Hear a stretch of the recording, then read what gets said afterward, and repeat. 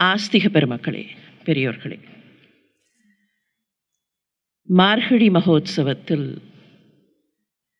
வையத்து வாழ்வீர்கள் திருநாளில் இருக்கிறோம். மார்கழி என்கிற எண்ணம் ஏதோ ஒரு வகையான அமைதியை, மகிழ்ச்சியை மனங்களில் ஊட்டுகிறது. இந்த மார்கழி மாத காலத்தில் அதிகாலை பொழுதில் பாவை நோன்பு நோற்கிற வழக்கம் பலகாலமாக இருந்திருக்கிறது. பாவை நோன்பு என்கிற போது இளம் பெண்கள், கன்னிப் பெண்கள் நோன்பு நோற்றார்கள். அவர்கள் தங்களுடைய எதிர்கால வாழ்க்கைக்காக நோன்பு நோற்றார்கள் என்று மாத்திரம் கணக்கு போட்டுவிடக்கூடாது. பூர்வாச்சாரியர்கள் இதை பற்றி ஒரு அழகான விளக்கத்தை சொல்லுவார்கள். கன்னிப்பெண்கள்தான் போய் நோன்பு நோற்றார்கள் என்றே வைத்துக்கொள்வோம், மற்றவர்களெல்லாம் போகவில்லை என்று கூட வைத்துக் கொள்ளலாம். இளம் பெண்கள் அதிகாலை நேரத்தில் இருட்டு வேளையிலேயே புறப்பட்டு நதிக்கரைக்கு போனார்கள். பக்கத்திலே நதி இல்லை என்றால் பொய்கை கரைக்கு போனார்கள். அவர்கள் மாத்திரம் போனார்கள். இருட்டு வேளையில், குளிர் வேளையில் போனார்கள். சரி, எதற்காக போனார்கள்? அவர்களுடைய எதிர்கால வாழ்க்கைக்காக போனார்கள். அவர்களுடைய எதிர்கால வாழ்க்கை நன்றாக இருக்கப் போகிறது என்றால் சமுதாயம் நன்றாக இருக்கப் போகிறது என்று அர்த்தம். அவர்களுக்கு நல்ல கணவர்கள் என்று கணக்கு போட்டால் அவர்களுக்கு மாத்திரமில்லை, சமுதாயத்தில் இருக்கக்கூடிய எல்லோரும் நன்றாக இருக்கப் போகிறார்கள், நல்லவர்களாக தர்ம வழியில் வாழக்கூடியவர்களாக இருக்கப் போகிறார்கள். அப்படியானால் இந்த பெண்கள் எல்லோரும் நன்றாக இருக்க வேண்டும் என்பதற்காக தாங்கள் தங்களுடைய சோம்பேறித்தனத்தை, சுயநலத்தை விட்டுவிட்டு அந்த குளிர் வேளையிலேயும் பனித்தலை வீழ அவர்கள் போய் நோன்பு நோற்றார்கள். அப்படியானால் இந்த பாவை நோன்பினுடைய நோக்கம், பாவை நோன்பினுடைய ஆதாரம் எல்லோரும் தர்ம வழியில் நன்றாக இருக்க வேண்டும் என்பதுதான் என்று வியாக்கியானம் கொடுத்தார்கள். இது ஏதோ ஒரு சிலர் மாத்திரம் செய்ய வேண்டியது, ஏன் இப்படி ஒரு வியாக்கியானம் என்று நினைத்து பார்க்கலாம். கன்னிப்பெண்கள் மாத்திரம் செய்தார்கள் என்றால் அதனுடைய ரெலவென்ஸ் குறைந்து போகிறது.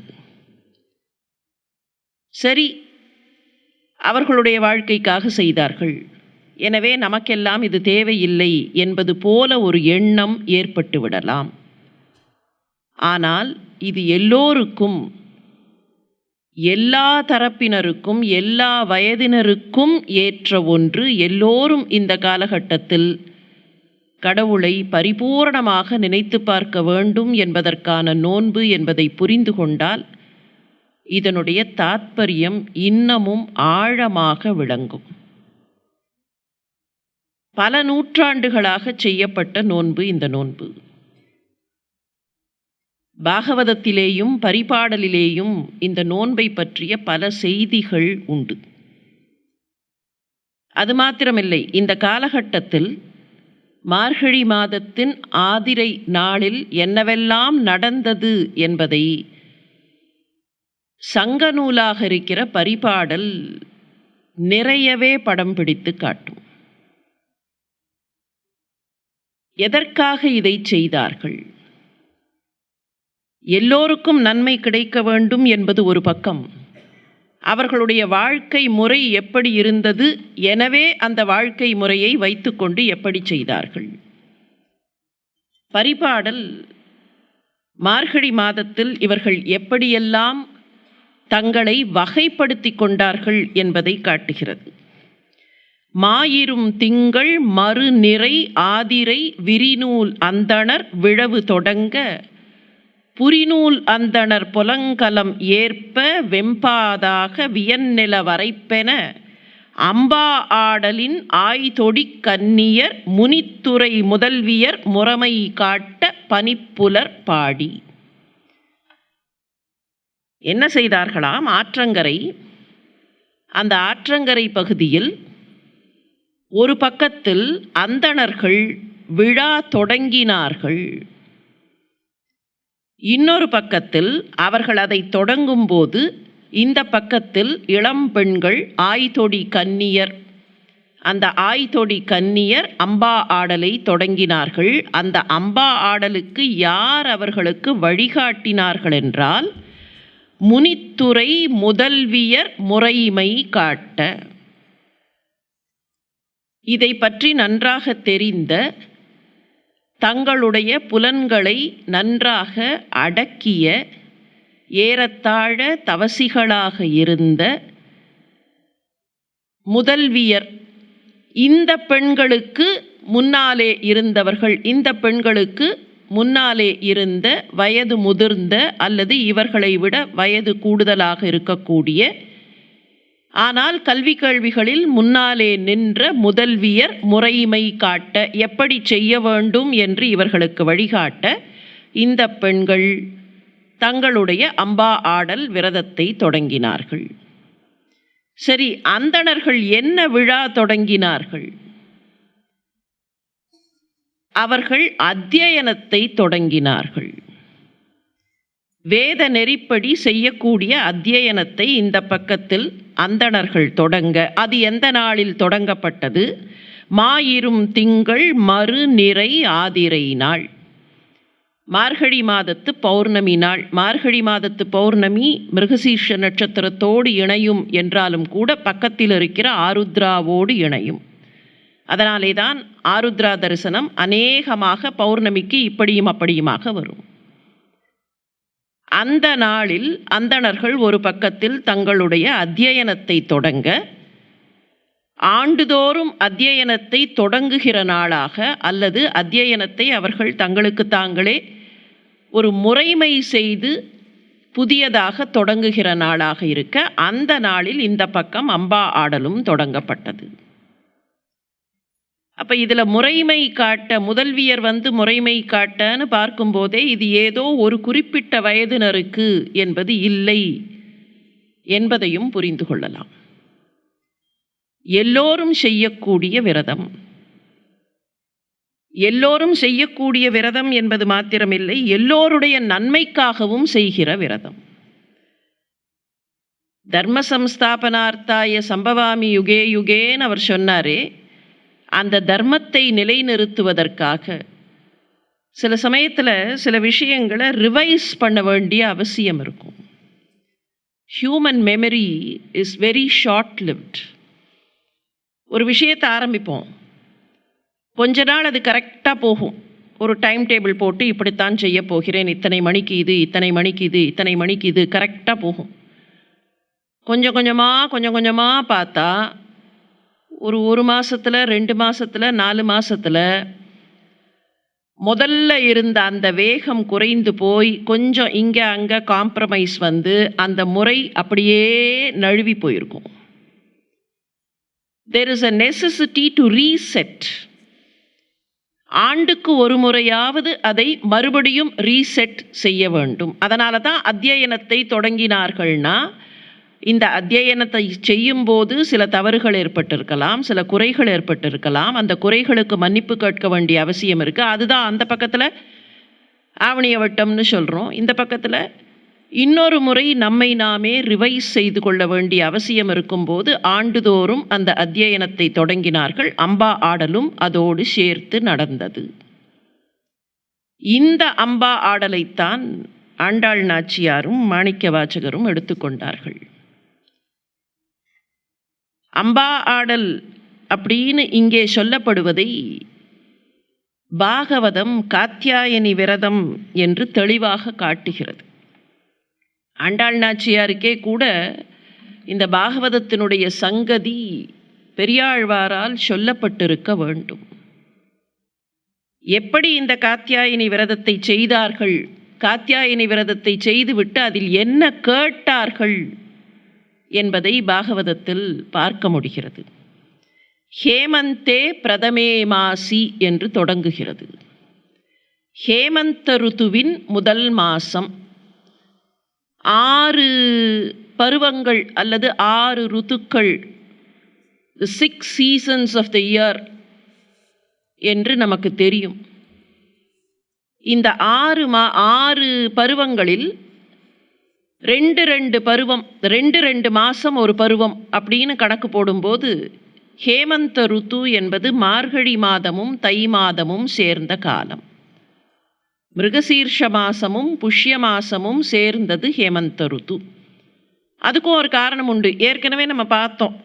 இந்த பீத்த மாசம், மஞ்சள் வண்ணத்தில் இருக்கக்கூடிய மலர்கள் மலர்கிற காலகட்டம்.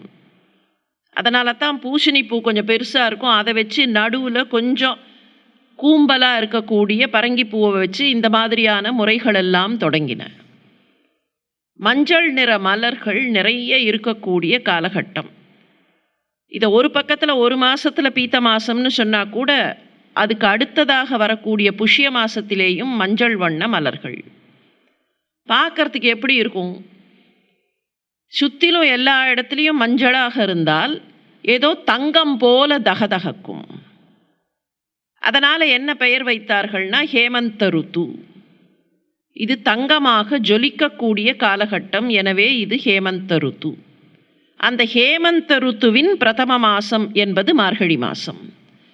ஹேமந்த ருத்துவில் பிரதம மாசே ஹேமந்தே பிரதமே மாசி சேருர்ஹவிஷ்யம் புஞ்சானா காத்யாயன அர்ச்சன விரதம்.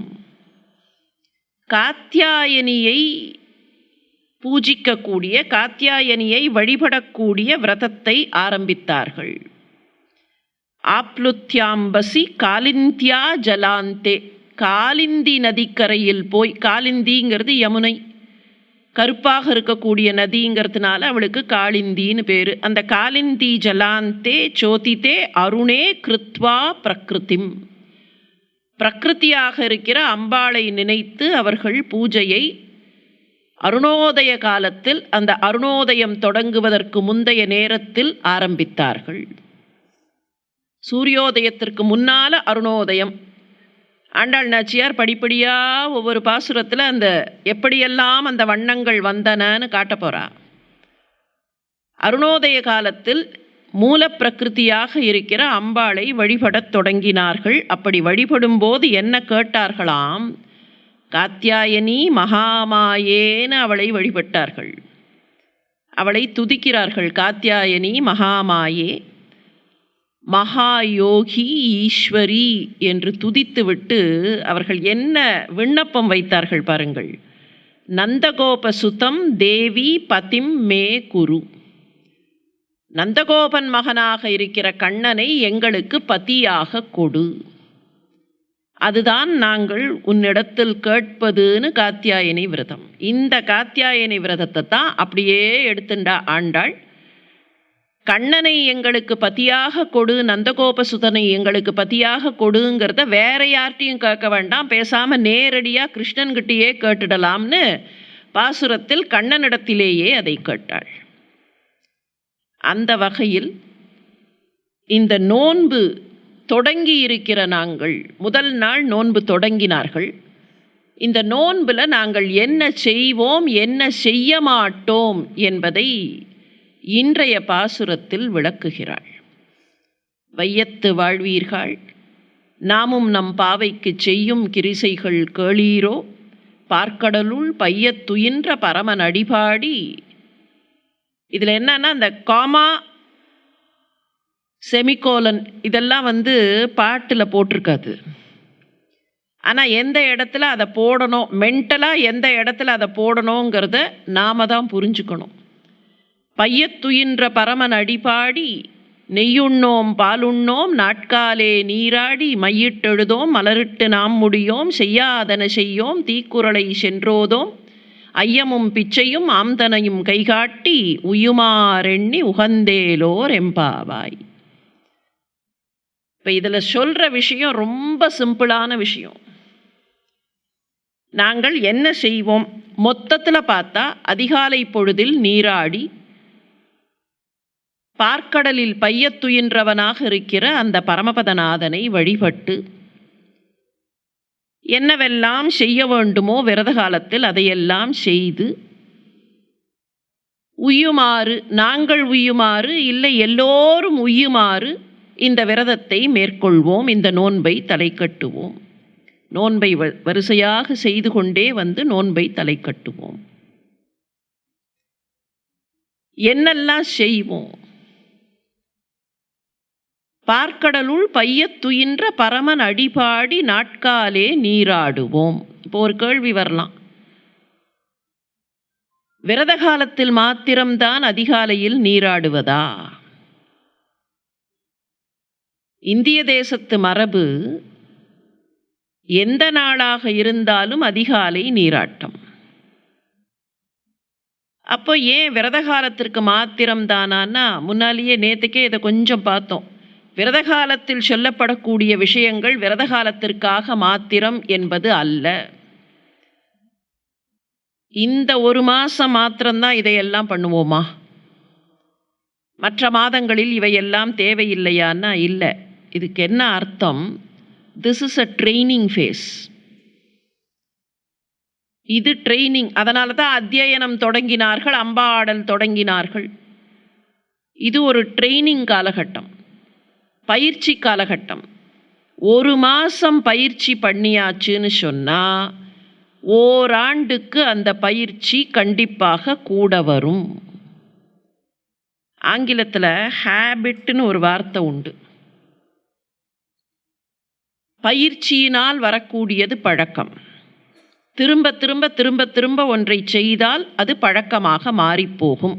சித்திரமும் கைப்பழக்கம், செந்தமிழும் நாப்பழக்கம். இப்பெல்லாம் நிறைய பேருக்கு கையால் எழுதுறதே வரதில்லை. ஏன்னா அந்த பழக்கம் விட்டு போச்சு.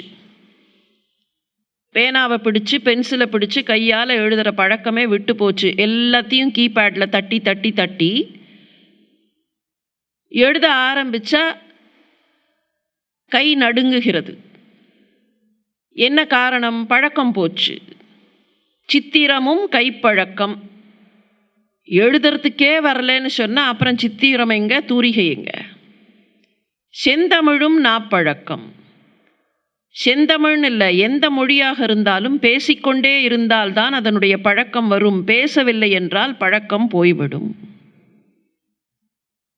எத்தனை சமயத்தில் சொல்கிறோம், அந்த வார்த்தையே வரல, வார்த்தை என்னன்னு தேட வேண்டி இருக்கு. வைத்ததொரு கல்வி மனப்பழக்கம்.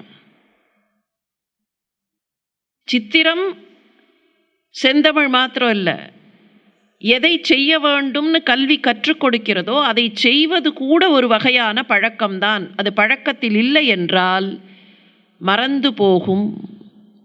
அப்போ திரும்ப திரும்ப திரும்ப திரும்ப ஒன்றை செய்ய வேண்டும். அப்படி செய்தால் அது பழக்கமாகும். பயிற்சி இருந்தால் பழக்கமாகும். சரி, இந்த பழக்கம் இதுதான் habit. The habit has been formed அப்படின்னு சொல்கிறோமா இல்லையா? இது என்னோட பழக்கம். This is my habit. This is how I am. அந்த வார்த்தையை, ஹேபிட்டுங்கிற வார்த்தையை எழுதி பார்த்தா 5 எழுத்து.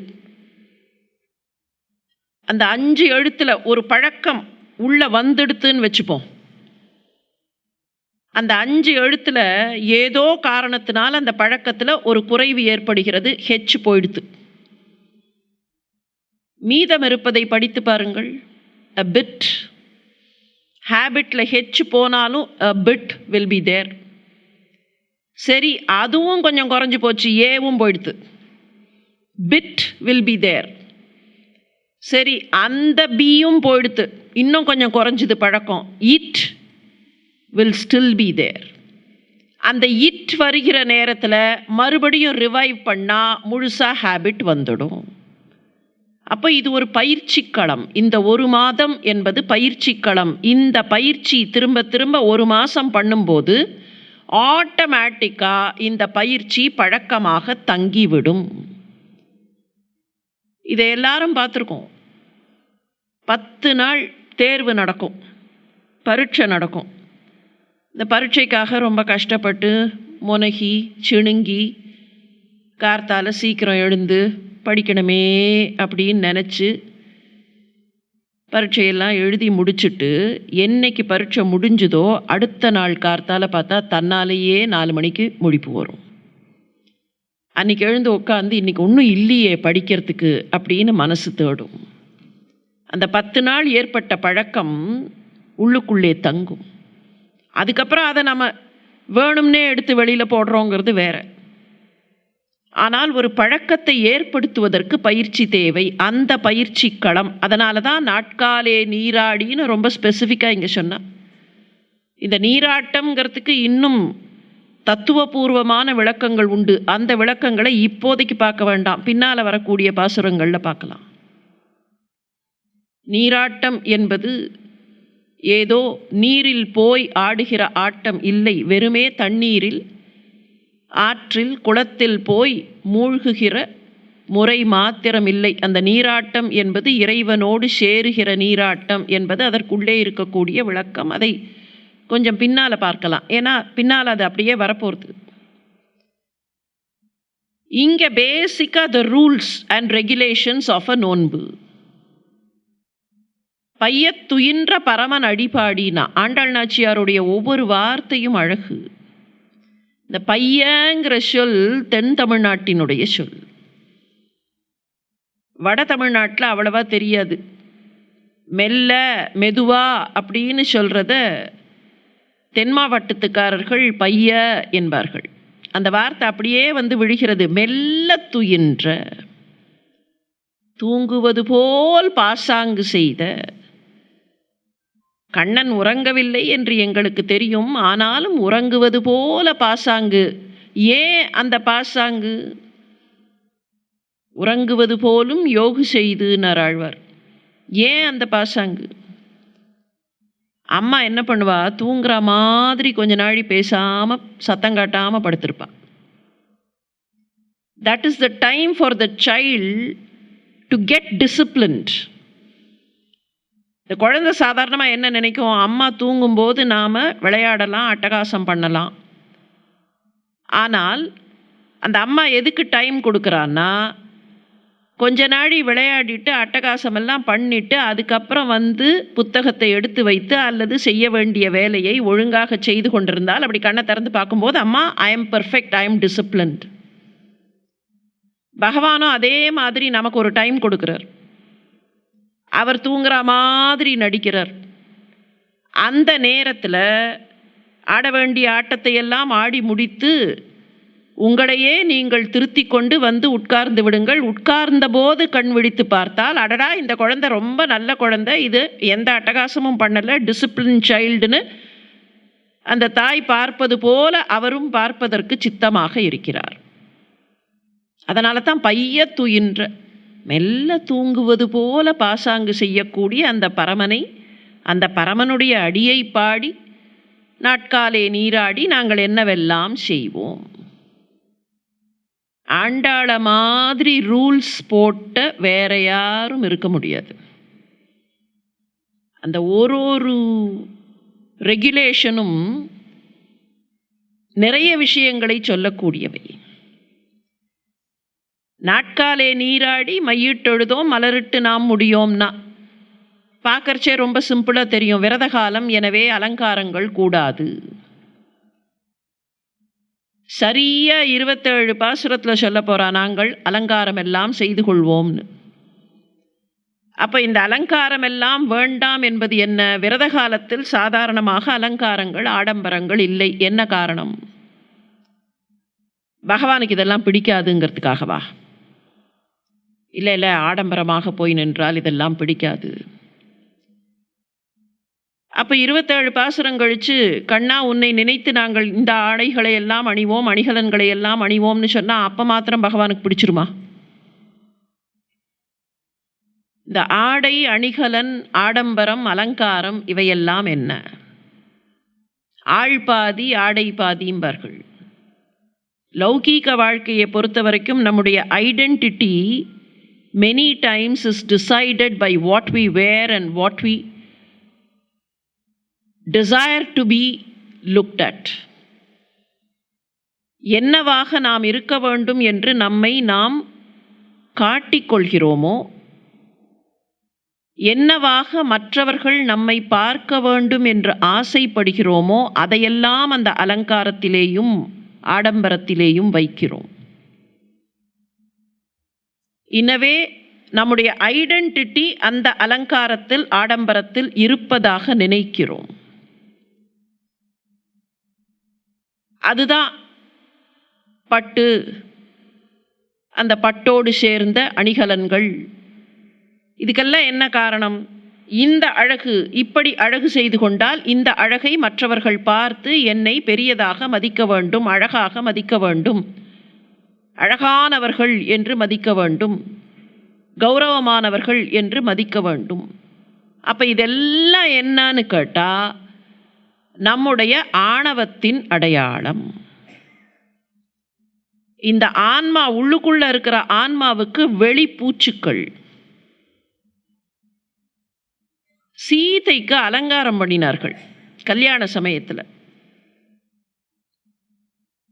கம்பர் சொன்னார், அடடா இவர்கள் என்ன அறியாமையில் இருக்கிறார்கள். யாரு? அலங்காரம் பண்ணக்கூடியவர்கள். கல்யாண பெண்ணுக்கு எப்படியெல்லாம் அலங்காரம் பண்ணுவார்கள்? பலவிதமான நகைகளை அவளுக்கு அணிவித்தார்கள். அந்த நகைகளை எல்லாம் போட்ட உடனே அதை பார்த்துட்டு கம்பர் வெளியில் நின்று கமெண்ட் அடித்தார், இவர்களுக்கு ஒன்றும் தெரியலையேன்னார். இந்த அலங்காரம், இந்த ஆடை, இந்த அழகான நகைகள் இதெல்லாம் உள்ளுக்குள்ள இருக்கிற அவளுடைய அழகை அப்படியே மறைத்து விடுகின்றனவே. இந்த பூச்செல்லாம் போட்டு அவளுடைய அழகு வெளியில தெரியாம போச்சேனர். அந்த நகைகளே, தலையிலேருந்து கால் வரைக்கும் போடக்கூடிய நகைகள், ஆபரணங்கள் அவளுடைய இயற்கையான அந்த அழகை வெளியில் வரவிடாமல் மூடிவிட்டன. அப்ப அலங்காரம், ஆடம்பரம்ங்கிறதெல்லாம் என்னன்னு கேட்டா, இந்த ஆன்மாவினுடைய உண்மையான அழகு வெளியில் தெரியாமல் செய்துவிடக்கூடிய தன்மை கொண்டவை. அதனால தான் அவ சொன்னா, மையிட்டெழுதோம் மலரிட்டு நாம் முடியோம். இந்த மையும் மலரும் இதனோடு கூட இருக்கக்கூடிய அலங்காரங்களும் வெளிப்பூச்சுக்கள். இந்த வெளிப்பூச்சுக்கள் இல்லாமல் எங்களுடைய தூய்மையை நாங்கள் இந்த விரதத்தில் கடைப்பிடிப்போம்.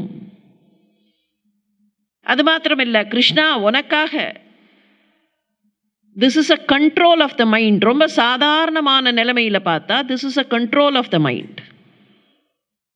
விரதம்ங்கிறது என்ன? சாப்பிடாமல் இருப்பது, தூங்காமல் இருப்பது. சாப்பிடாமல் இருப்பது, தூங்காமல் இருப்பது இல்லை, சாப்பிடாமல் இருக்கக்கூடிய அளவிற்கு தன்னை கட்டுப்படுத்திக் கொள்வது, தூங்காமல் இருக்கக்கூடிய அளவிற்கு தன்னை கட்டுப்படுத்திக் கொள்வது. தவம் செய்வதுன்னு சொல்றோம்.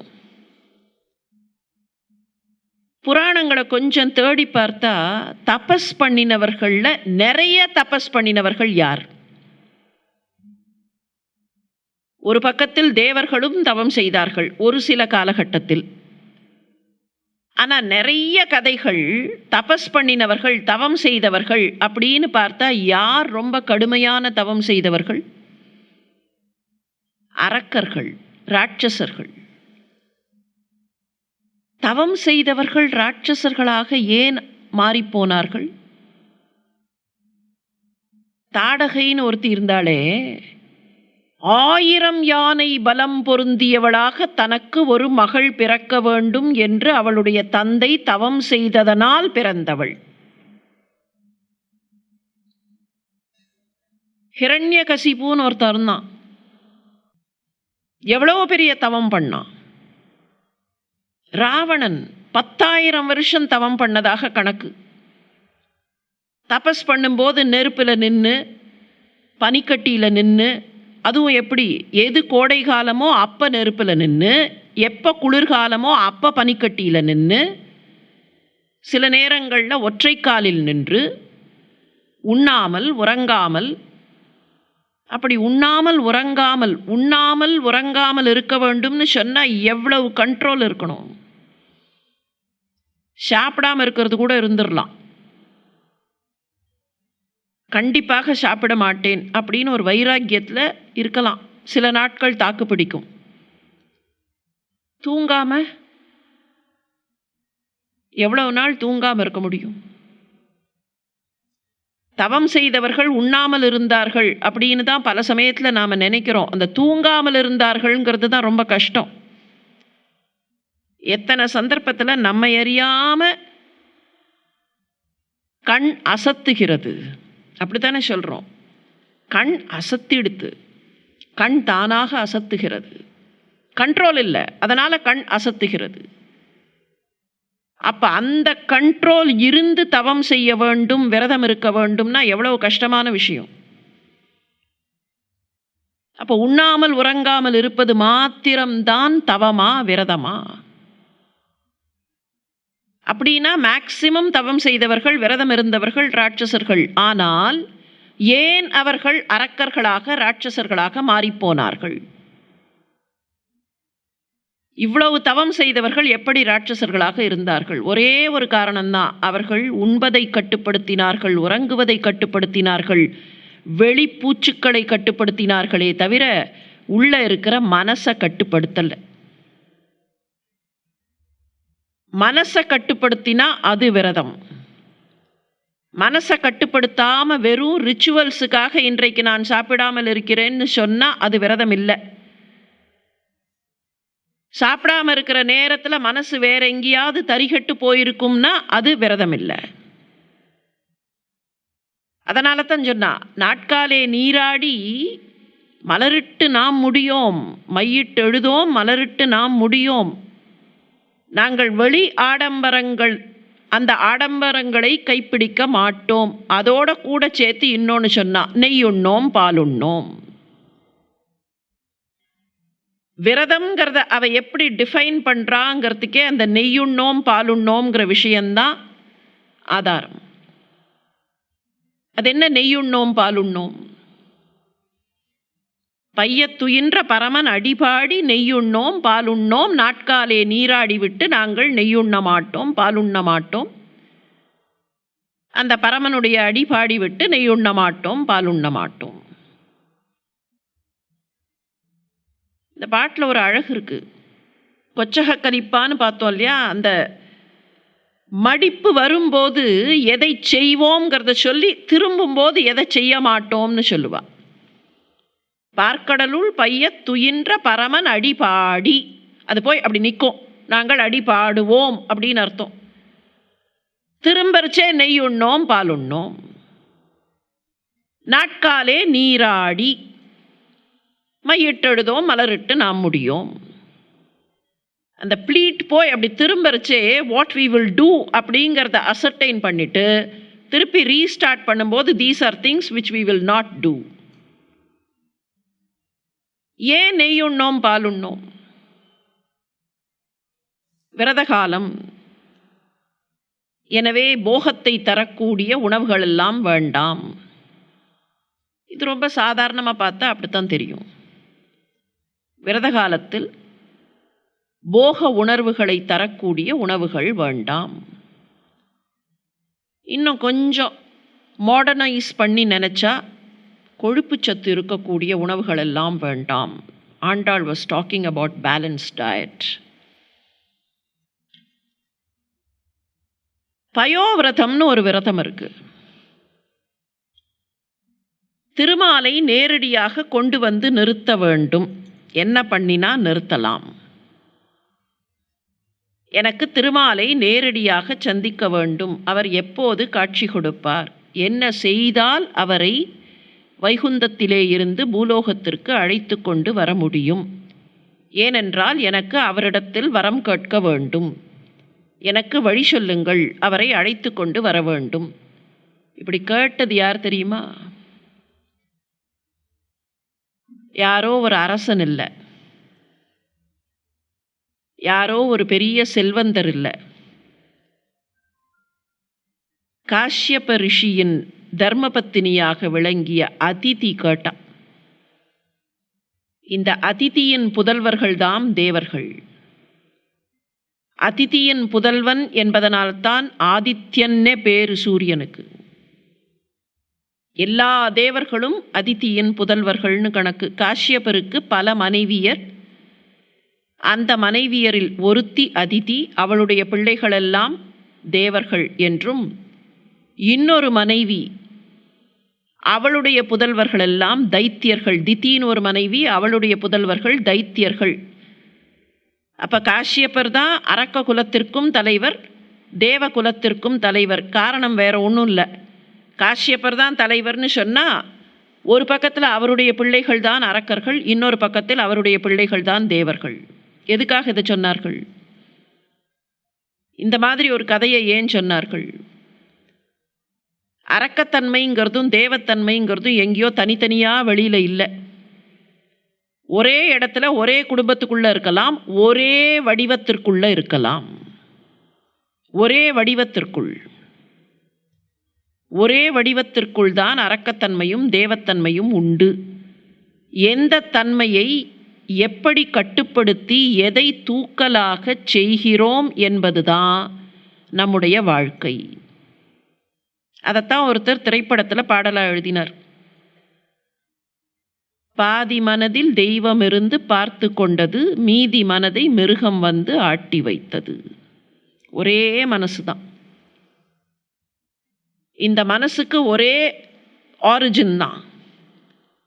ஒரே ஆரிஜின் காஷ்யப்பர். அந்த காஷ்யப்பரிடத்தில் தொடங்கிய ஒரு குலம் அரக்க குலமாக இன்னொரு குலம் தேவகுலமாக மாறியதுன்னு சொன்னால் அவரவர்கள் நடந்து கொள்ளக்கூடிய விதத்தில்தான் அந்த தேவத்தன்மையும் அரக்கத்தன்மையும் இருக்கிறதே தவிர இது தனி குரூப்பு அது தனி குரூப்பு இல்லை. அந்த அதித்தி போய் கேட்டா காஷ்யப்பர்கிட்ட, எனக்கு திருமாலை வரவழைக்க வேண்டும். எதுக்குமான்னர்? ஒன்றுமில்லை, இந்த மகாபலின்னு ஒருத்தன், அவனோட தேவர்கள்லாம் சண்டை போட்டார்கள். முதல் முறை சண்டை போட்டபோது தேவர்கள் வெற்றி பெற்றார்கள், மகாபலி இறந்து போனான். ஆனால் மகாபலிக்கு அசுரகுலத்தைச் சேர்ந்தவன் என்பதனால் சுக்கிராச்சாரியார் தான் குரு.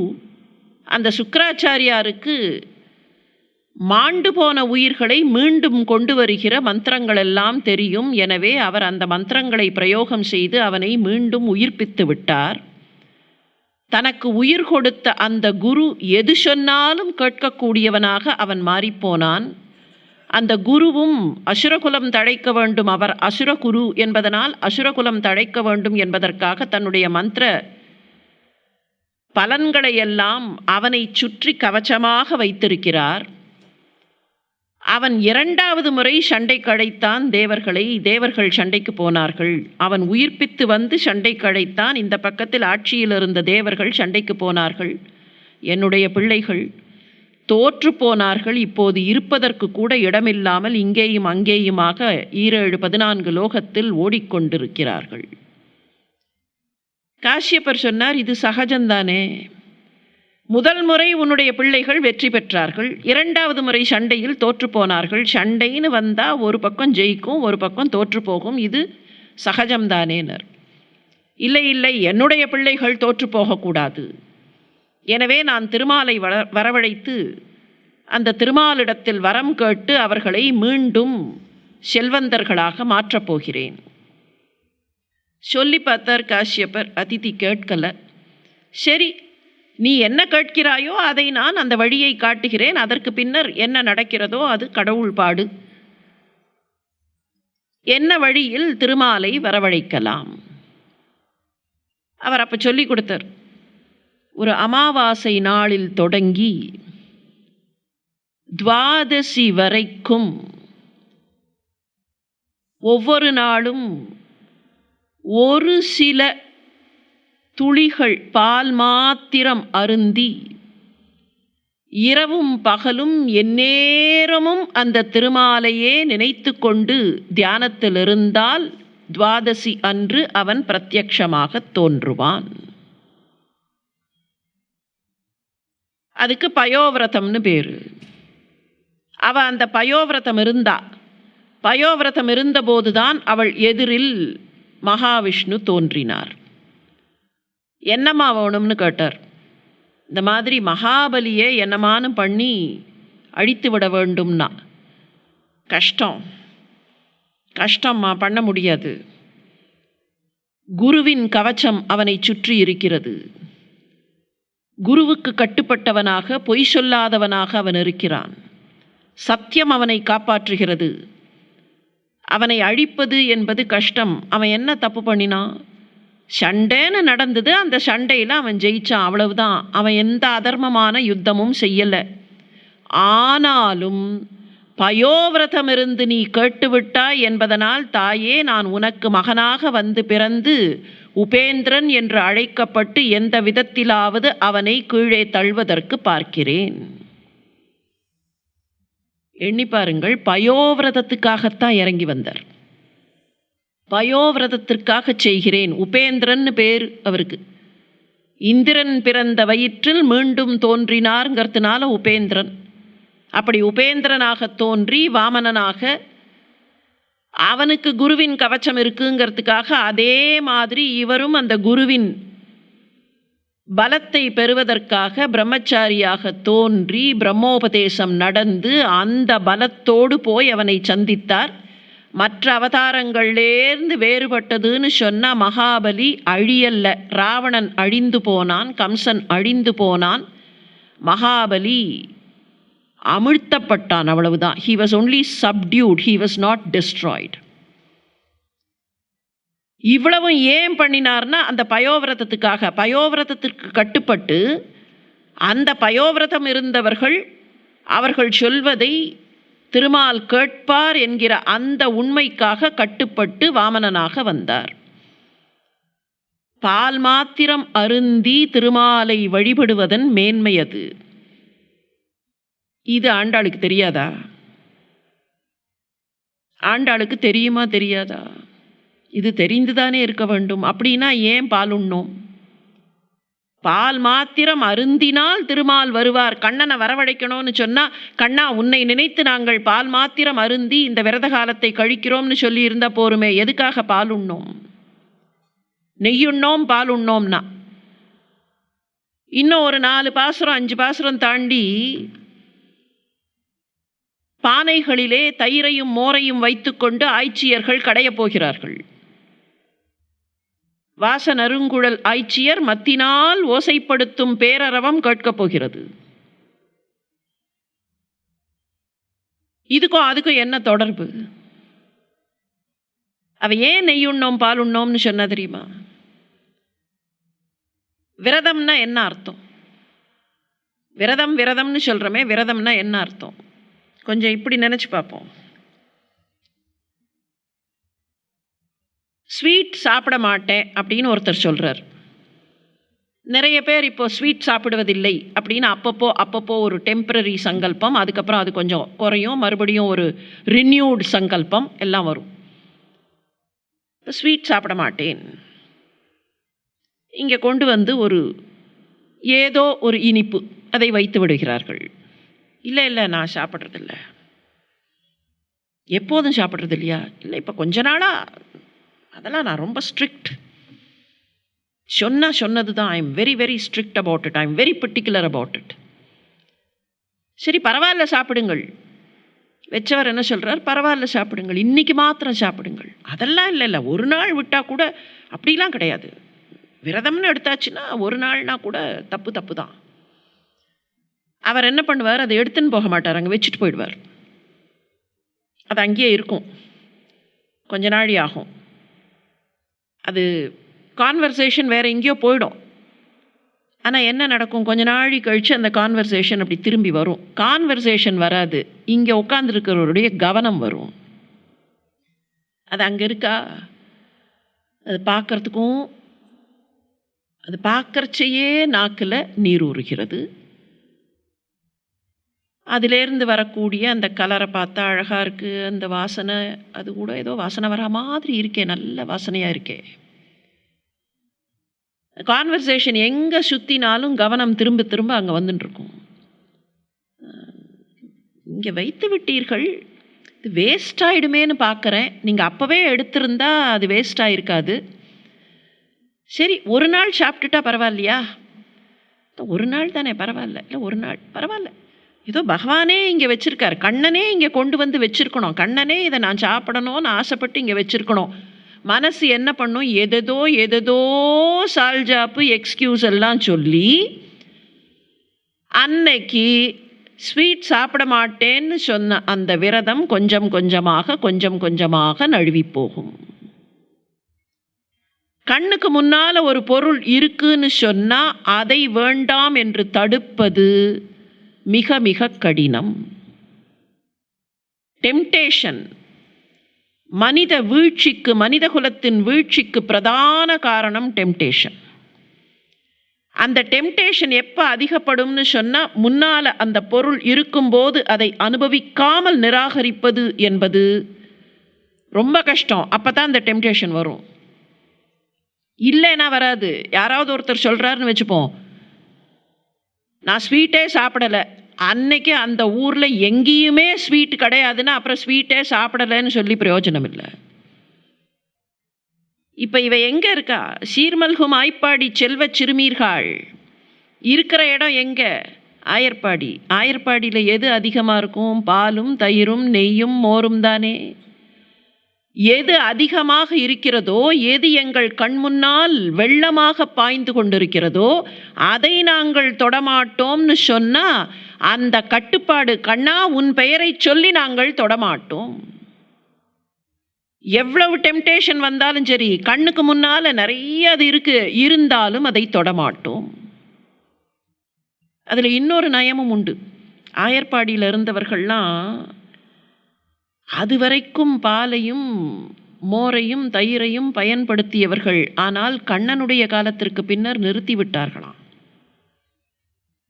என்ன காரணம்னா, கிருஷ்ணன் பிறந்து குழந்தையாக வளரும்போது ஒவ்வொரு வீட்லேயும் போய் உரிப்பானையை உடைச்சி நெய் எடுத்து வெண்ணெய் எடுத்து, அப்போ தான் அவர்கள் நினைத்தார்களாம், கண்ணா உனக்கு பிடிச்சது எதுவாக இருந்தாலும் உனக்கே அது அர்ப்பணம், அது எங்களுக்கு வேண்டாம், நாங்கள் அதை அனுபவிக்க மாட்டோம். காரணம், நாங்களே உனக்கு அர்ப்பணம்னு இருக்கும்போது இங்கே இருக்கக்கூடிய எல்லாம் உனக்கு அர்ப்பணம். நீ உண்ணக்கூடிய அவற்றை, நீ அனுபவிக்கக்கூடிய அவற்றை நாங்கள் அனுபவிக்க மாட்டோம், எங்களையும் உனக்கு அர்ப்பணம் ஆக்கிவிட்டோம். நெய்யுண்ணோம், பாலுண்ணோம். எங்களுடைய மனக்கட்டுப்பாடு, விரதம்ங்கிறதே மனக்கட்டுப்பாடு தான். ஆஞ்சநேயர் கடல் மேலே பறந்துட்டு இருந்தார். கடலுக்கு அடியிலேருந்து திடீர்னு ஒரு மலை அப்படி மேலே எழுந்து நின்னுது. மைனாகம்னு பேர் அந்த மலைக்கு. அந்த மைனாகம் கடலுக்குள்ள தள்ளப்பட்டது. தள்ளப்பட்டதுன்னு சொல்கிறத விட கடலில் அடைக்கலம் புகுந்தது. அதுக்கு முன்னால் ஒரு ஸ்டோரி உண்டு, முன்கதை சுருக்கம்ங்கிற மாதிரி. இந்த மைனாகத்திற்கு முன்னால் ஒரு கதை சுருக்கம் உண்டு. ஒரு காலத்தில் எல்லா மலைகளும் ரெக்கைகளோடு பறந்து கொண்டிருந்தன. அப்படி ரெக்கைகளோடு பறந்தபோது இங்கேயும் அங்கேயும் பறந்து மலைகளால் பெரிய பிரச்சனை. இந்திரனுக்கு கோபம் வந்து மலைகளின் ரெக்கைகளை எல்லாம் வெட்டி விட்டான். அப்போ மலைகளெல்லாம் பறக்க முடியாமல் அந்தந்த இடத்திலேயே அப்படியே நின்று போயின. இந்த மைனாகம் மாத்திரம் தப்பிச்சு இந்திரன்கிட்டேருந்து தப்பிச்சு போச்சு. போய் எங்கே போய் ஒளிஞ்சுக்கிறதுன்னு பார்த்தது பெரிய கடல் சாகரம். அந்த சாகரத்தில் போய் அடைக்கலம் கேட்டது. அந்த கடலும் அடைக்கலம் கொடுத்தது. மைனாகம், நீ கீழே போயிடு, இந்திரன் கண்ணுக்கு தெரியாது, கீழே போயிடு. சாகரம் என்பது சகரன் தோன்றியது என்று கணக்கு. சகரனால் தோண்டப்பட்டதுதான் சாகரம். சகரர் என்பவர் இக்ஷ்வாகு குலத்தின் மன்னர்களில் ஒருவர். அதனால் ராமனுக்கு மூதாதையர். இப்போ ஆஞ்சநேயர் அந்த வழியாக வருகிறார்னு தெரிஞ்ச உடனே மைனாகம் அப்படி மேலே வந்துட்டு சொல்லித்து, இக்ஷ்வாகு குலத்திற்காக நீ செல்கிறாய் என்று எனக்கு தெரியும். இக்ஷ்வாகு குலத்தைச் சேர்ந்த ராமனுக்கு இப்போது இக்ஷ்வாகு குல காரியம் நடக்க வேண்டும் என்பதற்காக நீ இலங்கைக்கு போகிறாய்ன்னு எனக்கு தெரியும். அப்படி போகும்போது உனக்கு எவ்வளவு கஷ்டம் என்பதும் எனக்கு புரிகிறது. எனக்கு ஒரு நன்றி கடன் இருக்குது. இக்ஷ்வாகு குலத்திற்கு நான் நன்றி கடன் ஆற்ற வேண்டும். காரணம், எனக்கு அடைக்கலம் கொடுத்ததே இக்ஷ்வாகு குலம்தான். அந்த நன்றி கடனுக்காக நான் உன்னை கொஞ்ச நேரம் என் மீது தாங்கிக் கொள்ள வேண்டும் என்று ஆசைப்படுகிறேன். கொஞ்ச நேரம் இங்கே தங்கி இளைப்பாரி விட்டு நீ இலங்கைக்கு போ. கொஞ்ச நேரம் இளைப்பாறு. 100 யோஜனை தூரம் கடலை தாண்டுகிறாய், கஷ்டமான விஷயம்னு எனக்கு தெரியும். அதனால் சிறிது நேரம் இளைப்பாரி விட்டு போ அப்படின்னு மைனாகம் சொல்லித்து. இப்போ நினச்சி பார்க்கணும், ஒரு ஆவரேஜ் மைண்ட் என்ன பண்ணும்? இவ்வளோ தூரம் போகணும். மைனாகம் நல்ல விஷயமாகத்தான் கூப்பிடுகிறது. ஒரு சில மணித்துளிகள் அப்படி மைனாகத்து மேலே கொஞ்சம் சாஞ்சு உட்காந்துட்டு அதுக்கப்புறம் போனால் தான் என்ன அப்படின்னு தானே தோணும். ஆனால் அந்த மைனாகத்திற்கு பக்கத்தில் போன ஆஞ்சநேயர் சொன்னாராம், இப்போது வழிவிட்டு விடு, நான் போக வேண்டிய வேலைக்கு இப்போது போகிறேன், திரும்பி வரும்போது வேண்டுமானால், இந்த காரியம் முடிந்து திரும்பி வரும்போது வேண்டுமானால் உன்னை சந்திக்கிறேன். அப்படி பக்கத்தில் போயிட்டு தான் போன வேகத்திலேயே மைனாகம், இவர் போன அந்த ஸ்பீடில் மைனாகம் கீழே போயிடுது. இது கதை மாதிரி தோணலாம், நிஜமாவே ஒரு மலை மேலே வருமா, மலைக்கு ரெக்கையெல்லாம் இருந்திருக்குமா? We don't have to lose ourselves in those details. பல சமயங்களில் என்ன பண்ணுறோன்னா, இந்த கதைகளுக்கு பின்னால் இருக்கக்கூடிய அர்த்தத்தை புரிஞ்சுக்காம இந்த கதைகளுடைய மண்டேன் டீட்டெயில்ஸுக்குள்ளே போய் இது நடந்திருக்குமா, இப்படி நடந்திருக்குமா, அப்படி நடந்திருக்குமா. பாட்டி வடை சுட்டாள், காகம் வடையை எடுத்ததுன்னு சொன்னால், இல்லை காகம் பேசியது பாடியது, நரி காகத்தை பாராட்டியதுன்னு சொன்னால் நரி பேசுமா? நரி பேசினா அது காக்காய்க்கு புரியுமா? நரியோட பாஷை வேற, காக்காயோட பாஷை வேற அப்படின்னு அனலைஸ் பண்ண வேண்டிய அவசியம் இல்லை. இந்த அனாலிசிஸ் எல்லாம் வேஸ்ட் ஆஃப் டைம். அதுக்குள்ளே இருக்கிற அர்த்தம் என்ன? பாட்டிக்கிட்டேருந்து காக்கா வடையை திருடித்து, திருட்டு சொத்து ரொம்ப நேரம் தங்காது, அதை தூக்கி கொண்டு போவதற்கு யாரோ வந்து விடுவார்கள், வல்லவனுக்கு வல்லவன் இருப்பான். பாட்டியை காக்கை ஏமாற்றினால் காகத்தை நரி ஏமாற்றும். உள்ளுக்குள்ளே இருக்கிற விஷயத்தை தான் புரிஞ்சுக்கணுமே தவிர அந்த கதைக்கு மேலே இருக்கக்கூடிய ஃபிலிக்ரி, அதனுடைய அந்த ஃப்ரிஞ்ச் ஒர்க் அது தேவையில்லை. கதை மாதிரி சொன்னால் கேட்பதற்கு சுவாரஸ்யமாக இருக்கும், சொல்லப்படுகிற விஷயம் மனத்திற்குள் பதியும். அதே மாதிரி தான் அப்போ ஆஞ்சநேயர் பறந்து போன போது மலை வந்துதா? மலையெல்லாம் பேசுமா? மலை பேசுகிற அந்த பாஷை குரங்குக்கு புரியுமா? இந்த analysis is a waste of time. ஆனால் உள்ளுக்குள்ளே இருக்கிற விஷயம் என்ன? எவ்வளவுதான் பெரிய காரியமாக இருந்தாலும், எவ்வளவுதான் கடினமாக இருந்தாலும், எவ்வளவுதான் அந்த நேரத்தில் ஃபிசிக்கல் மென்டல் ஸ்ட்ரெயின் இருந்தாலும், டெம்டேஷன் இருந்தால் வீழ்ச்சி ஏற்படும். அந்த டெம்டேஷனை ஒதுக்கி வைக்கணும். ஆஞ்சநேயர் மாதிரி ஆஞ்சநேயரை வழிபட்டால் பலம் அப்படின்னு சொல்கிறோம். ஏன்? ஆஞ்சநேயர் மாதிரி இருக்கிறதுக்கு கற்றுக்கொண்டால் பலம். அப்போ அந்த மாதிரி டெம்டேஷனை ஒதுக்கி வைக்க வேண்டும்னா அந்த டெம்டேஷன் வரக்கூடாது விரத காலத்தில்ங்கிறதுக்காகத்தான் நெய் உண்ணோம், பால் உண்ணோம். எங்கள் கண்ணுக்கு முன்னால் இருக்கக்கூடிய நெய்யும் பாலும் எங்களுக்கு வேண்டாம். நெய்யுண்ணோம் பாலுண்ணோம் கண்ணா, மையிட்டெழுதோம் மலரிட்டு நாம் முடியோம். ஆடம்பரங்களோ அகங்காரமோ ஆணவமோ எங்களுக்கு தேவையில்லை. அந்த அலங்காரங்கள் என்ன? எங்களை ஜோடனை செய்து கொள்வது எதற்காக? இந்த ஜோடனை இல்லாமல் உண்மையான அந்த ஆன்மா உன்னை நெருங்கி உனக்காக விரதம் இருப்பது, உன்னை பெற வேண்டும் என்பதற்காக விரதம் இருப்பது, உனக்காக இல்லை, உன்னை பெற வேண்டும் என்பதற்காக எங்களுக்காக நாங்கள் விரதம் இருக்கிறோம். செய்யாதன செய்யோம் தீக்குறளை சென்றோதோம். செய்யாதன செய்யோம்னா இதுவும் கொஞ்சம் ட்ரிக்கியான ஸ்டேட்மெண்ட்டு. மையிட்டெழுதோம் மலரிட்டு நாம் முடியோம்லாம் சரி, செய்யாதன செய்யோம்னா என்ன அர்த்தம்? இதுவரைக்கும் எங்களுடைய பெரியோர்கள் எதையெல்லாம் செய்யக்கூடாது என்று சொன்னார்களோ அவற்றையெல்லாம் செய்ய மாட்டோம். அந்த பரிபாடல் பாட்டுக்குள்ளே போய் பார்த்தோம்னு சொன்னால், முனிநிறை முதல்வியர் முறைமை காட்ட, எப்படி செய்ய வேண்டும் என்று எங்களுடைய முன்னோர்கள் பெரியோர்கள் போட்டு கொடுத்திருக்கிறார்களோ அந்த வழிமுறையில் அவர்கள் வேண்டாம் என்று சொன்னதை விடுத்து அவர்கள் செய்ய வேண்டும் என்று சொன்னதை நாங்கள் செய்வோம். அப்போ புதுசாகவே எதுவும் செய்யக்கூடாதா? முன்னால் சொன்னவர்கள் சொன்ன அந்த பீட் அண்ட் ட்ராக்ல தான் போகணுமா? Can we not think out of the box? Why should it be the same beaten track? சில விஷயங்கள் டைம் டெஸ்டட். சில விஷயங்களை செய்யும்போது தலைமுறைகள் செய்து பார்த்து எது பொருந்தும் எது பொருந்தாது என்று அவர்களுடைய அனுபவத்தில் கண்டுபிடித்து அந்த அனுபவத்தினுடைய பலனை கொடுத்திருக்கிறார்கள். We don't have to reinvent the wheel. திரும்பி போய் அதையே செஞ்சு பார்த்து அதே அளவு நேரத்தை தொலைக்க வேண்டிய அவசியம் இல்லை.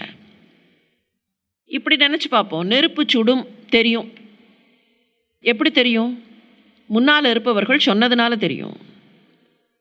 முன்னால் இருப்பவர்கள் சொன்னதுனால தெரியும். இல்லை நெருப்பு சுடுமா சுடாதா ஒவ்வொருத்தரும் நான் டெஸ்ட் பண்ணி பார்த்துட்டு அதுக்கப்புறம்தான் ஒற்றுக்கொள்வேன்னு ஆரம்பித்தா ஒவ்வொருத்தரும் அதை பண்ணி பார்த்து அப்போ எவ்வளவு நேரம் எவ்வளவு காலம் ஒவ்வொருவருடைய வாழ்க்கையிலேயும் விரயமாகும். ஒவ்வொன்றையும் செஞ்சு பார்க்க வேண்டிய அவசியம் இல்லை. சில விஷயங்கள் அனுபவ ரீதியாக கொடுக்கப்படும் போது முன்னோர்கள் கொடுத்திருக்கக்கூடிய அந்த விஷயங்களை அப்படியே ஏற்றுக்கொள்வது கால விரயத்தை தவிர்க்கும். ஐசக் நியூட்டன் பெரிய சயின்டிஸ்ட். அந்த ஐசக் நியூட்டன் ஒரு முறை சொன்னார், "How is it that you were able to achieve so much?" என்று அவரிடத்தில் கேட்டார்கள். தன்னுடைய சாதனைக்கும் தன்னுடைய மேன்மைக்கும் எது ஆதாரம் என்று அவர் அடையாளம் காட்டினார். என்ன சொன்னார் தெரியுமா? நான் நிறைய உழைச்சேன், கால நேரம் பார்க்காமல் உழைத்தேன், அதனால் இவற்றையெல்லாம் சாதித்தேன் சொல்லல. எவ்வளவோ கஷ்டப்பட்டேன், எவ்வளவோ துன்பப்பட்டேன், அதனால் இவற்றையெல்லாம் சாதித்தேன் சொல்லல. அவர் சொன்ன பதில் ரொம்ப அழகான பதில். I stood on the shoulders of the giants before me and saw the world. இந்த கோவில் திருவிழா அந்த காலத்தில் நடக்கும். சின்ன குழந்தை அப்பா அம்மாவோட போகும். அந்த குழந்தைக்கு ஒன்றுமே தெரியாது, அது இத்தினூண்டு இருக்கும். சுற்றிலும் இருக்கிற விஷயம் எதுவுமே கண்ணுக்கு தெரியாது. கொஞ்ச நாள் ஆனோன்னு அது நச்சரிக்க ஆரம்பிக்கும். அப்பா எனக்கு ஒன்றுமே தெரியலப்பா, எனக்கு ஒன்றுமே தெரியலப்பா, எனக்கு ஒன்றுமே தெரியலப்பா. இந்த நச்சரிப்பு தாங்காமல் அந்த அப்பா தூக்கி அப்படி தோளில் உட்கார வச்சுப்பார் அந்த குழந்தைய. அது வரைக்கும் சிணிங்கிண்டே வந்த அந்த குழந்தை தோளில் ஏறி உட்காந்தோன்னு அப்படி ஒரு பார்வை பார்க்கும். அப்பா நான் உன்னை விட வசரமாயிட்டேன்ப்பா. உண்மை. அதுவரைக்கும் அந்த குழந்தைக்கு எதுவும் தெரியவில்லை. இப்போ அப்பாவுக்கு தெரியாதது கூட அந்த குழந்தைக்கு புலப்படும். ஏன்னா அதனுடைய ஹைட் கொஞ்சம் has gone above. அப்பாவோட ஹைட்டில் 5.5 அடி உசரத்தில் தெரியாத விஷயம் அந்த குழந்தை இன்னும் ஒரு 1/2 அடி கெயின் பண்ணும்போது அந்த குழந்தைக்கு இன்னும் அதிகமாக புலப்படும். அதுதான் நியூட்டன் சொன்னது. I sat on the shoulders of the giants before me and saw the world. உலகம் விசாலமாக புலப்படும். அந்த தலைமுறைக்கு தெரியாத விஷயங்கள் அந்த தலைமுறையின் அனுபவத்தின் மீது அடுத்த தலைமுறை ஏறி உட்காரும் போது இன்னமும் விசாலமாக தெரியும். சில விஷயங்களை எல்லாம் செஞ்சு பார்த்து தான் கொண்டு வரணும்னு சொன்னால் கஷ்டம். அதனால தான் சொன்னா, செய்யாதன செய்யோம் அவர்கள் செய்து பார்த்து சில விஷயங்கள் பொருந்தாது என்று விட்டார்கள். அதில் தான் they have formed the rules of the game. அவர்கள் போட்டு கொடுத்திருக்கக்கூடிய அந்த முறையில் இதை நாங்கள் மீண்டும் செய்து பார்க்க வேண்டிய அவசியமில்லை. அவர்கள் போட்டு கொடுத்திருக்கக்கூடிய அந்த வரைமுறையில் எதை செய்ய வேண்டும் என்று சொன்னார்களோ அவற்றை செய்வோம், எதை செய்ய வேண்டாம் என்று சொன்னார்களோ அவற்றை செய்ய மாட்டோம். அதுக்கு பேர் தான் கல்ச்சர். கல்ச்சர் அப்படின்னு ஒரு வார்த்தை பயன்படுத்துகிறோமே, அந்த கல்ச்சருங்கிறதுக்கு என்ன அர்த்தம்? பண்பாடு. கல்ச்சருங்கிற வார்த்தைக்கு உண்மையில் என்ன பொருள்? கல்ச்சர்னா பண்பாடுங்கிறது இட்ஸ் அ டிரைவ்ட் மீனிங். கல்ச்சருங்கிற வார்த்தைக்கு அடிப்படையில் என்ன பொருள்? நிறைய பேருக்கு தெரிஞ்சிருக்கலாம். ஏதாவது ஒரு நோய் வந்தால் சில நேரங்களில் டெஸ்ட் பண்ணி கல்ச்சர் போட்டு பார்த்தார்கள், கல்ச்சர் ரிப்போர்ட் வந்தது லெபார்டரியிலன்னு சொல்லுவார்கள். அது என்ன கல்ச்சர்? இரத்தத்தையோ அல்லது வேறு ஏதாவது திரவத்தையோ கொண்டு போய் அதற்கென்று இருக்கக்கூடிய ஒரு வளர் மீடியம், அதற்கென்று இருக்கக்கூடிய ஒரு வளர் பொருள். எப்படி விதையை கொண்டு போய் நிலத்தில் போட்டால் அந்த நிலம் is the medium for the seed to grow, அந்த மாதிரி பாக்டீரியாவோ இல்லை வேறு ஆர்கானிசமோ வளர்வதற்கான அதற்கான ஒரு நிலம், அதற்கான ஒரு களம். அந்த களத்தில் கொண்டு போய் அதை போட்ட உடனே கொஞ்ச நாளில், 2 நாளில், 3 நாளில், இல்லை 72 மணி நேரம், 96 மணி நேரம், அந்த கணக்கு உண்டு. அதில் அந்த பாக்டீரியா இல்லை அந்த ஆர்கானிசம் வேகமாக வளரும். பார்த்தா தெரியும், அந்த காலனி உருவாகி இருக்கும். அதுதான் கல்ச்சர். அப்போ கல்ச்சர்னா வளர்தல், வளர்ச்சின்னு அர்த்தம். ஒன்று திரும்ப திரும்ப திரும்ப திரும்ப செய்யப்பட்டு, அப்படி செய்யப்பட்டு தலைமுறை தலைமுறையாக அது நின்று போகும்போது, அதுவே நிலையான பழக்கமாக வழக்கமாக மாறும்போது, அது வளர்ந்து வளர்ந்து வளர்ந்து வளர்ந்து வளர்ந்து இப்போது பண்பாடாக இருக்கிறது. Something which started as a seed, சின்னதாக தொடங்கிய ஒரு பழக்கம், ஒருவரிடத்தில் தோன்றிய பழக்கம், அந்த குடும்பத்தில் இருக்கக்கூடியவர்களுக்கெல்லாம் இது நல்ல பழக்கம், இதனால் நல்ல பலன் கிடைக்கும்ங்கிறச்ச என்னாச்சு, அந்த குடும்பத்தில் இருப்பவர்கள் அந்த பழக்கத்தை கடைபிடித்தார்கள். அந்த குடும்பத்தில் அந்த பழக்கத்தினால் நல்ல பலன் கிடைக்கிறது என்பதை எதிர் வீட்டுக்காரர், பக்கத்து வீட்டுக்காரர் பார்த்தபோது அவர்களும் அந்த பழக்கத்தை கடைபிடிக்க ஆரம்பித்தார்கள். அது ஊர் வழக்கமாக மாறியது. அந்த ஊர் வழக்கம் என்பது தலைமுறை தலைமுறையாக, எங்கள் தாத்தா இப்படித்தான் பண்ணார், அவருடைய அப்பா இப்படித்தான் பண்ணினார், அப்போ தலைமுறை தலைமுறையாக அந்த ஊர் வழக்கமாக அது நின்று போயிற்று. ஊர் வழக்கம், கிராம வழக்கம் என்பது அந்த சமுதாயத்தின் வழக்கமாக, அந்த பகுதியின் வழக்கமாக, அந்த நாட்டின் வழக்கமாக மாறியது. நாட்டின் வழக்கமாக மாறும்போது தான் என்ன சொல்கிறோம், பண்பாடு. அது தலைமுறை தலைமுறையாக வந்து கொண்டிருக்கக்கூடிய பண்பாடு. It was grown. சின்னதாக இருந்த ஒரு விதை, அந்த விதையை தலைமுறை தலைமுறை நீரூற்றி பக்குவப்படுத்தி வளர்த்து வளர்த்து வளர்த்து இன்றைக்கு பெருசாக இருக்கிறது. தோட்டத்தில் சொல்கிறோமா இல்லையா, இது என்ன மரம் தெரியுமா, இது எங்கள் தாத்தாக்கு தாத்தா வச்ச மரம். தாத்தாக்கு தாத்தா வச்ச மரம் பெருசாக வளர்ந்து இன்றைக்கு பலன் தருகிறது. அதுதான் கல்ச்சர். என்றைக்கோ சின்னதாக தொடங்கிய ஒன்று வளர்ந்து வளர்ந்து வளர்ந்து இன்றைக்கு எங்களுக்கு பலன் தருகிறது. நாங்கள் அந்த பலனை அனுபவிக்கிறோம். அது எங்களுடைய பண்பாடு.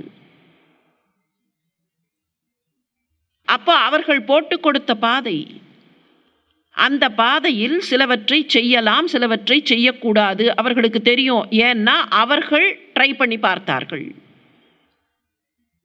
இந்த இடத்துல இந்த விதையை போட்டால் வளரும், இந்த இடத்துல அந்த விதையை போட்டால் வளராது. ஏன்னா இந்த மண்ணுக்கு அந்த மினரல் கிடையாது. We don't have to redo that and suffer. செய்யாதன செய்யும்.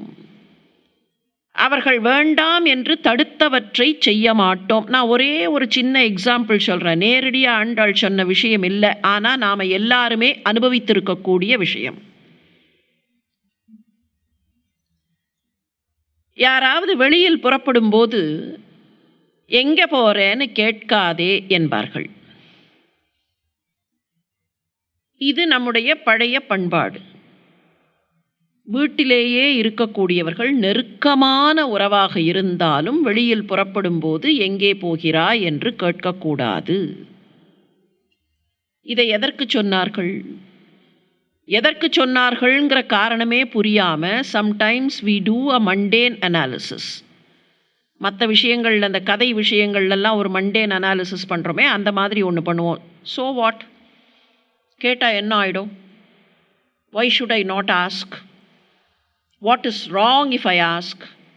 should I not know where you go? should I not know where you go? if there is any problem, should I not know to help?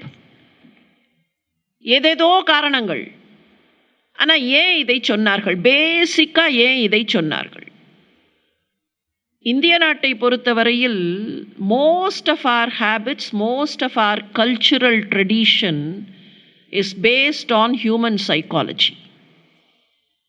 மனித மனம் எப்படியெல்லாம் சிந்திக்கும், அப்படி சிந்தித்தால், தவறான சிந்தனைகள் ஏற்பட்டால் மனித உறவுகள் எப்படியெல்லாம் பாழ்படும் என்பதை அவர்கள் உணர்ந்திருந்தார்கள்.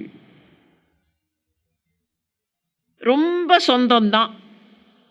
கணவன் மனைவியா கூட இருக்கலாம், அண்ணன் தம்பியா இருக்கலாம், அம்மா பிள்ளையா கூட இருக்கலாம். வெளியில் புறப்படுகிறோம்.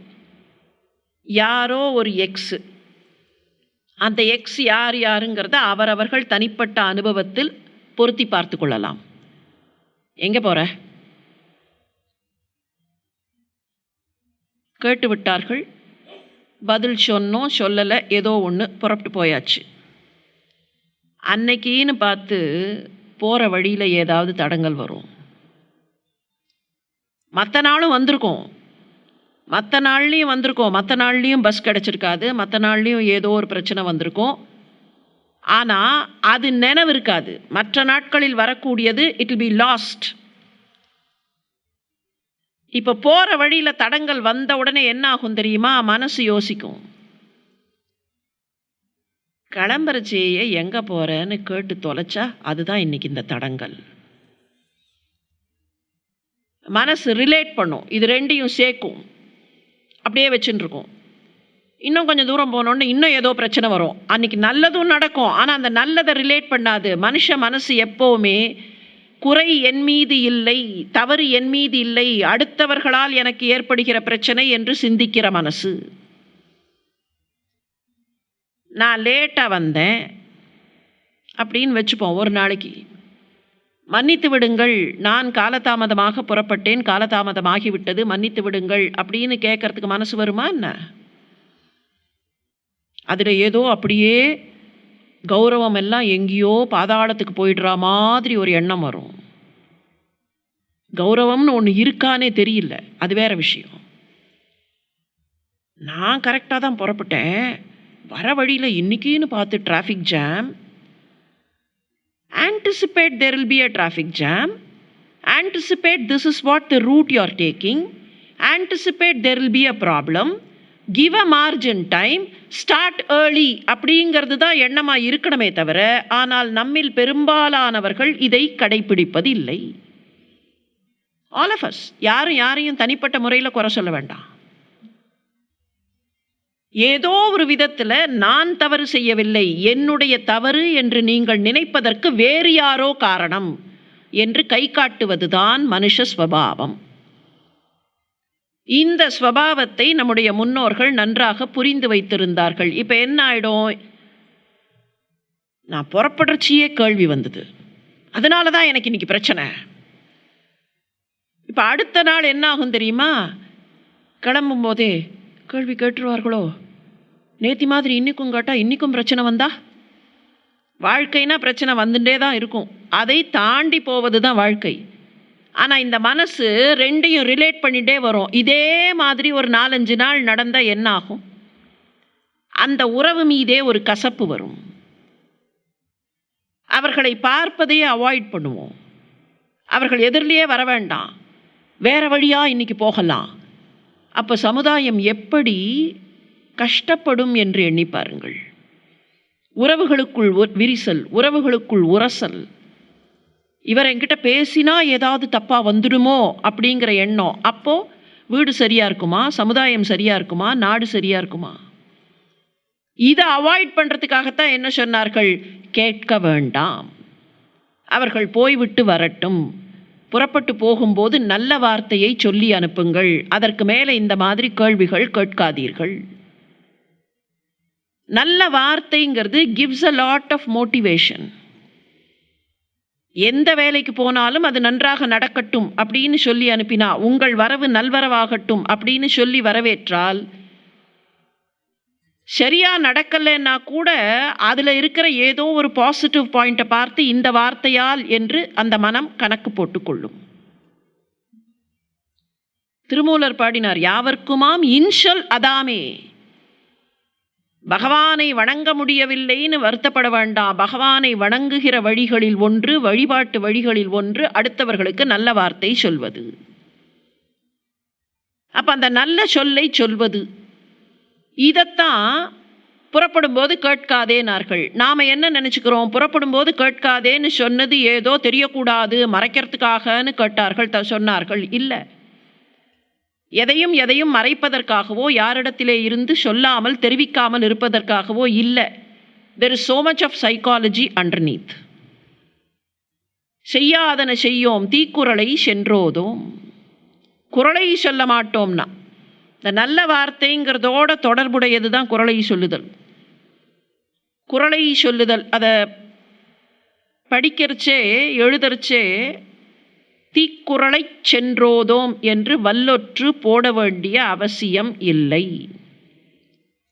பல இடங்களில் இன்றைக்கு நாம் பார்க்கக்கூடிய பிரதிகள் பலவற்றில் அந்த சொல்லினுடைய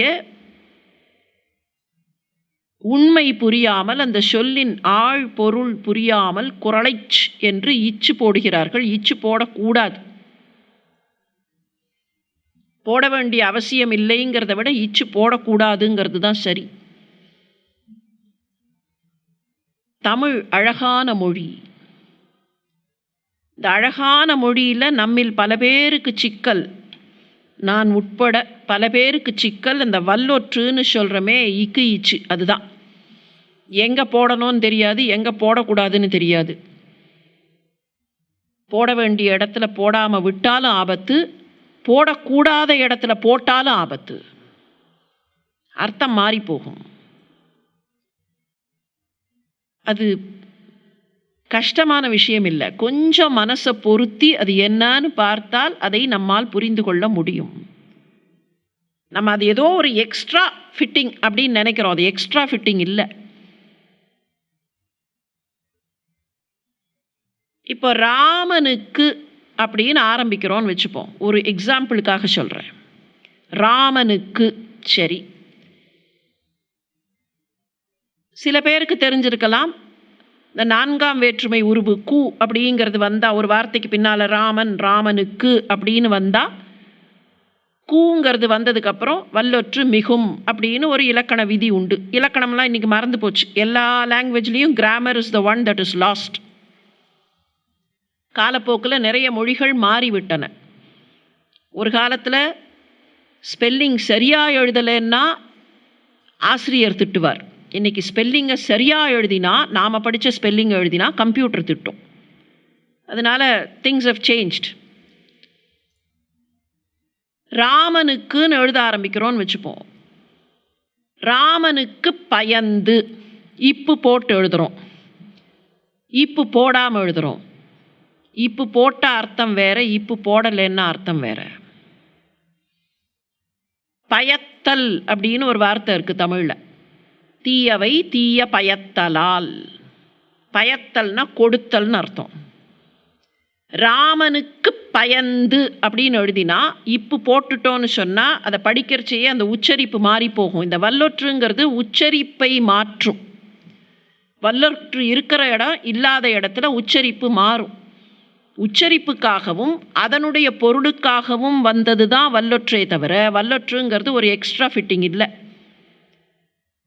தமிழ் இலக்கணம் அற்புதமானது. வேற எந்த மொழியிலையும் பொருளுக்கு இலக்கணம் கிடையாது. எழுத்துக்கு இலக்கணம் இருக்கும், சொல்லுக்கு இலக்கணம் இருக்கும். ஆனால் தமிழில் தான் பொருளுக்கும் இலக்கணம் உண்டு. அப்படின்னா என்ன அர்த்தம்? சொல்கிற வார்த்தை தவறான வார்த்தையாக இருந்துவிடக்கூடாது. அந்த பொருளுக்கும் there is a proper grammar. ராமனுக்கு பயந்து அப்படின்னா ராமனுக்கு கொடுத்து. சொல்லி பாருங்கள், ராமனுக்கு பயந்து அப்படின்னா பயந்துன்னு வரும் அந்த உச்சரிப்பு. இப்போ இப்பு போடலைன்னா அதை எப்படி படிக்கணும் தெரியுமா? ராமனுக்கு பயந்து. அப்போ அர்த்தம் என்னாச்சு? ராமனுக்கு அச்சப்பட்டு. அந்த ஒரு வல்லொற்று அர்த்தத்தை மாற்றும். அதே மாதிரி தான் இங்கே குறளை சென்றோதோம். குறளை சென்றோதோம்னு எழுதினா குறள் அப்படிங்கிறது ஒரு ஃபார்மேட். எப்படி தூது உலா அப்படின்னு பாவை பாட்டு அப்படின்னு இலக்கியத்தில் ஒரு ஃபார்மேட் இருக்கோ, குறள்ங்கிறது ஒரு ஃபார்மேட். குறள்னா குட்டைன்னு அர்த்தம். குறளன்னா குட்டையானவன். மாணிக்குறளனே தாலேலோ வையமளந்தானே தாலேலோ. மாணிக்குறளனே மனித சிறுவனாக, மனித குட்டை சிறுவனாக வந்தவனே மாணிக்குறளனே. இப்போ குறள்னா சின்னதாக இருக்கிறதுக்கு குறள்னு பேர்.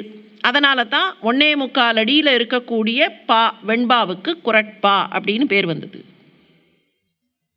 அப்போ சின்னதாக இருக்கிற கவிதை வரி அது குறள். குறளை சென்றோதோம் அப்படின்னு சொன்னால் குறள் ஐ, குறளை, குறள் அதனை நாங்கள் சொல்ல மாட்டோம், பாடமாட்டோம், ஓத மாட்டோம்.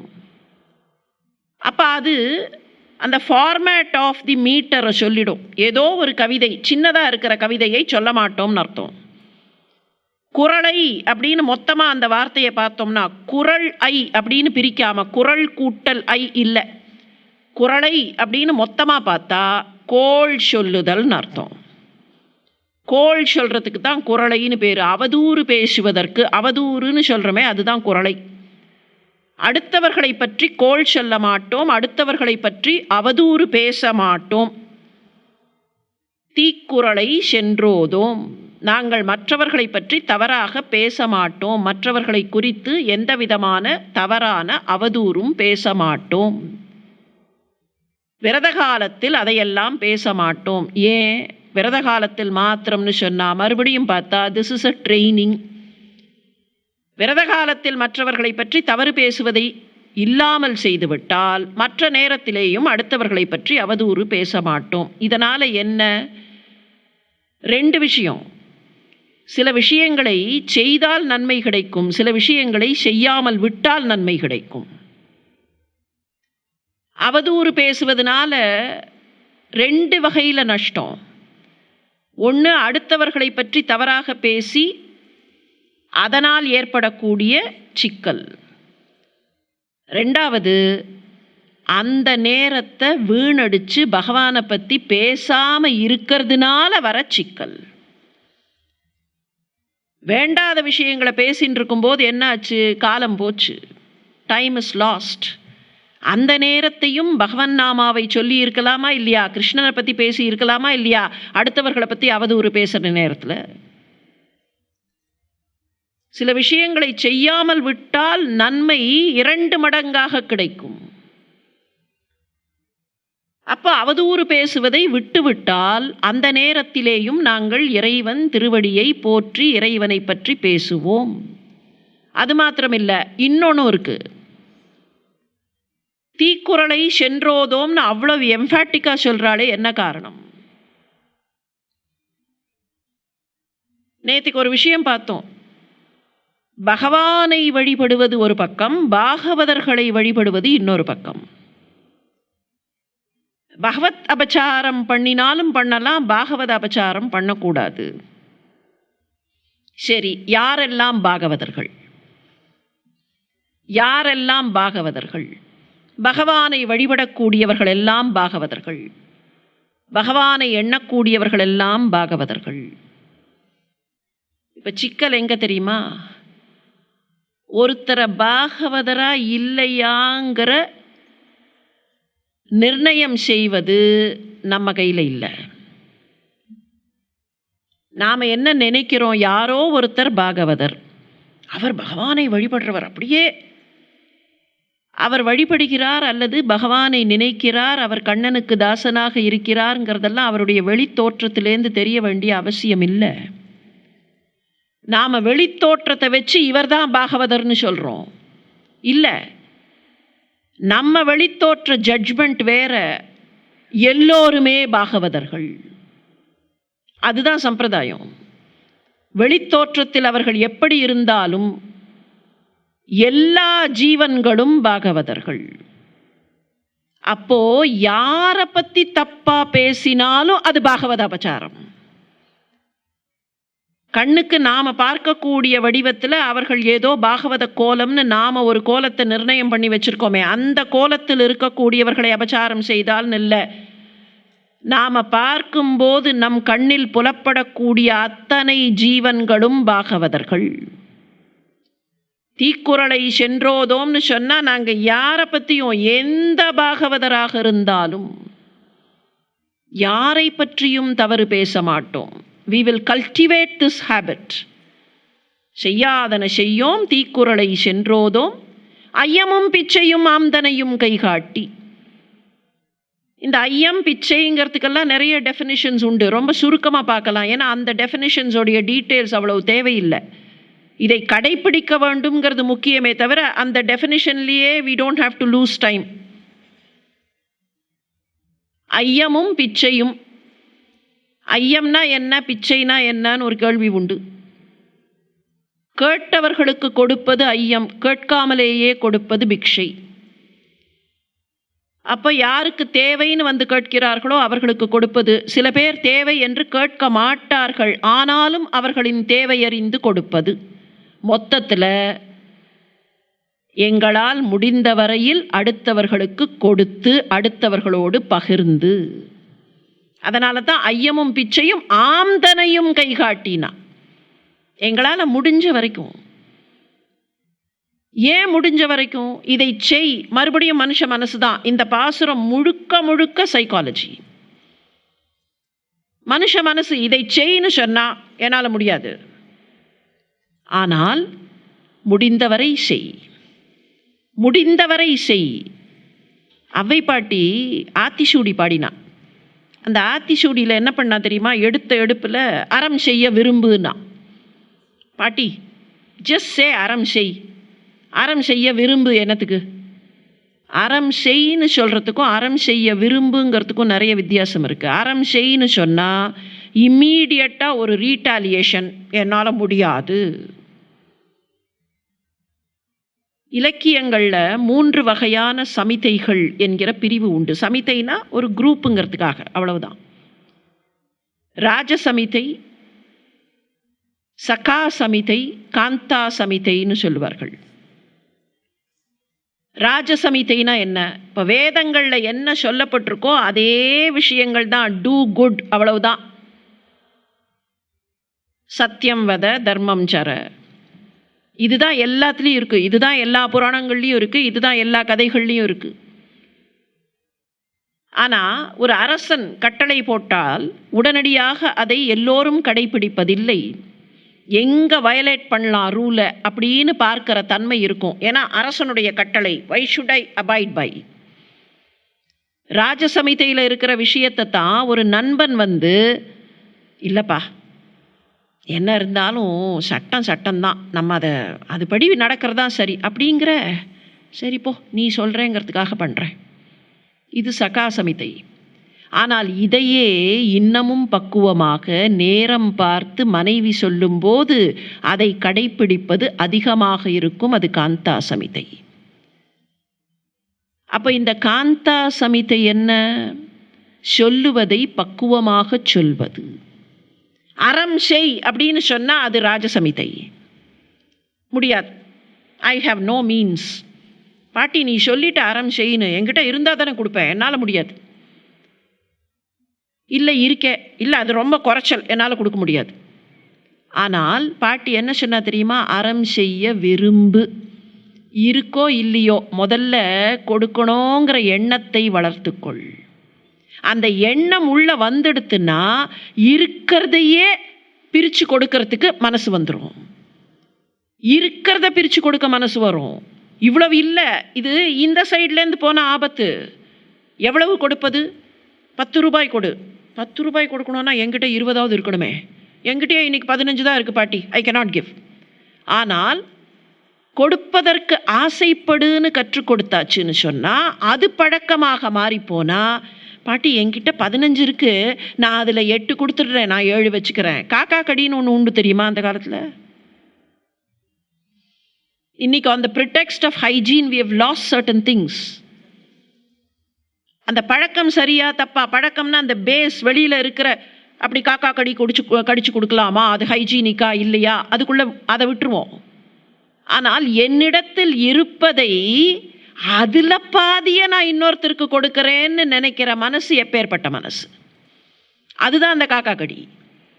காக்கா கடியில் திருடின்னு போகிறதில்ல, என்கிட்ட ஒன்று தான் இருக்குது, அந்த ஒன்றில் பாதியை நான் பகிர்ந்து கொள்கிறேன்.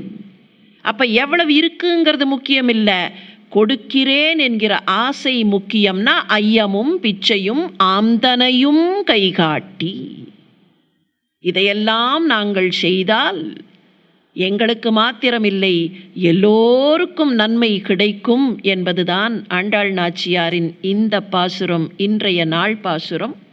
இந்த பாசுரத்தை எல்லோருமாக சேர்ந்து சேவிக்கலாம். பையத்து வாழ்வீர்கள் நாமும் நம் பாவைக்கு செய்யும் கிரிசைகள் கேளீரோ, பார்க்கடலுள் பையத்துயின்ற பரமன் அடிபாடி நெய்யுண்ணோம் பாலுண்ணோம் நாட்காலே நீராடி மையிட்டெழுதோம் மலரிட்டு நாம் முடியோம் செய்யாதனச் செய்யோம் தீக்குறளை சென்றோதோம் ஐயமும் பிச்சையும் ஆம்தனையும் கைகாட்டி உயுமாறெண்ணி உகந்தேலோர் எம்பாவாய். ஆண்டாள் திருவடிகளே சரணம்.